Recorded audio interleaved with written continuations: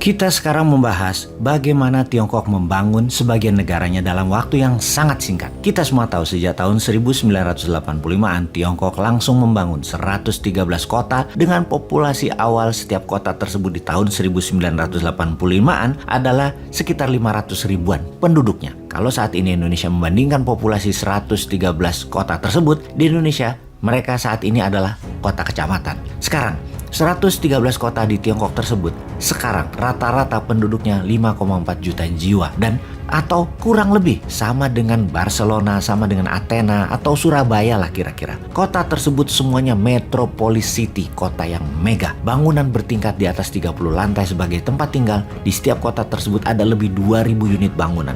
Ditambah perkantoran dan perniagaan, ada 3.000 bangunan besar di kota-kota tersebut per kotanya. Kecepatan membangunnya sungguh di luar perkiraan banyak kaum akademisi barat. Yang kalau di pikiran cara barat, pertanyaannya, kok bisa sih Tiongkok membangun segitu cepatnya? Uangnya dari mana? Itu pertanyaan pemikiran barat yang juga banyak menjadi pola pikir pejabat 6 presiden Indonesia hingga saat ini. Sama mikirnya dengan pola pikir barat tersebut. Kalau Tiongkok membangun dalam 40 tahun, mereka membangun 25 miliar meter persegi bangunan tempat tinggal. Membangun 150.000 kilometer rel kereta api, lalu membangun dan memperbaiki 400.000 kilometer jalanan. Kalau duitnya dari hutangan, siapa yang minjemin?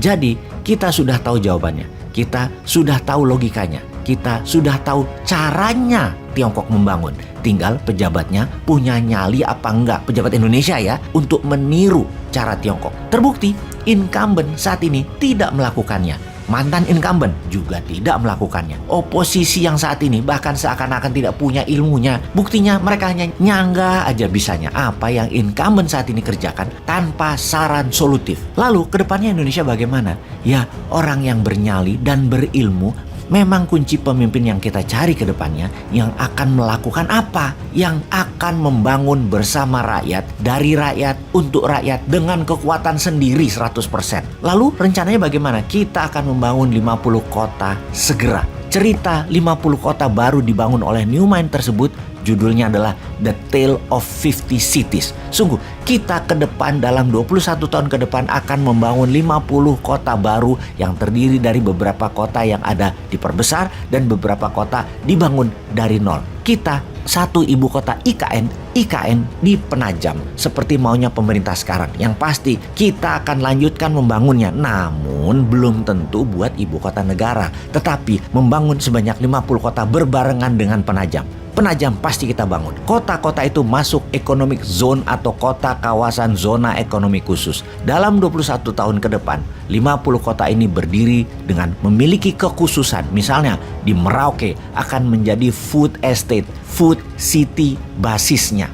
Ada Silicon Valley-nya Nusantara di wilayah yang bersuhu stabil di sekitar 22 derajat Celcius. Ada heavy industry yang dibangun dekat dengan pelabuhan. Ada kota kesehatan yang berhawa segar, dekat air, dekat semua akses. Kota berbasis perikanan di lokasi di setiap waktu Indonesia bagian barat, timur, dan tengah. Ada kota berbasis dunia nelayan, maritim, dan teknologi kelautan, serta masih banyak lagi. 10 kota baru dibangun di Jawa, yang 40 kota di luar Jawa yang target dalam 20 tahun ke depan 150 juta populasi manusia Jawa akan pindah 50 juta penduduk menyebar ke seluruh Indonesia. Sehingga ketika populasi di tahun 2045 yang diperkirakan adalah 340 juta manusia Indonesia terbagi rata di semua wilayah dan semuanya makmur. Di setiap kota zona ekonomi akan menggunakan e-rupiah berbasis printing money yang beredar hanya di zona ekonomi khusus yang nilainya 1:1 dengan rupiah.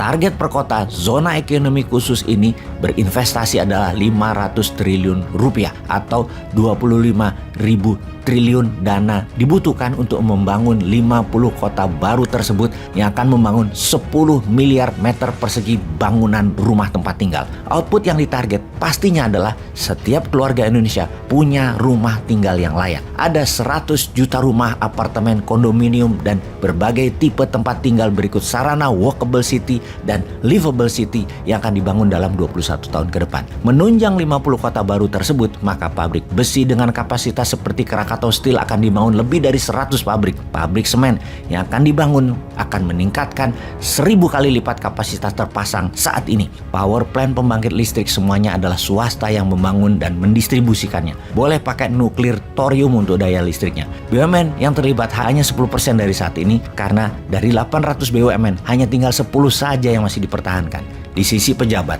dan pemerintah, tidak ada proyek lagi di pemerintah yang bisa dibagi-bagi model sekarang.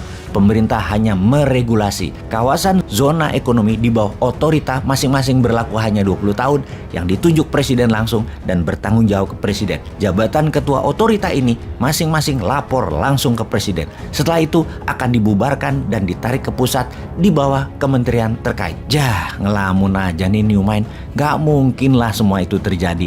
Ngimpi. Lebih baik manut sama yang jabat sekarang. Juga memilih pemimpin nanti terlihat peduli pada rakyat di sosmed dan di media. Wes, ra usah macem-macem hidup itu. Manut aja. Jangan kayak New Mind mau jadi penguasa dunia lah. Nggak mungkin. Bukan begitu jalan hidup bangsa Indonesia ini dan negara Indonesia ini. Yang benar yang seperti sekarang.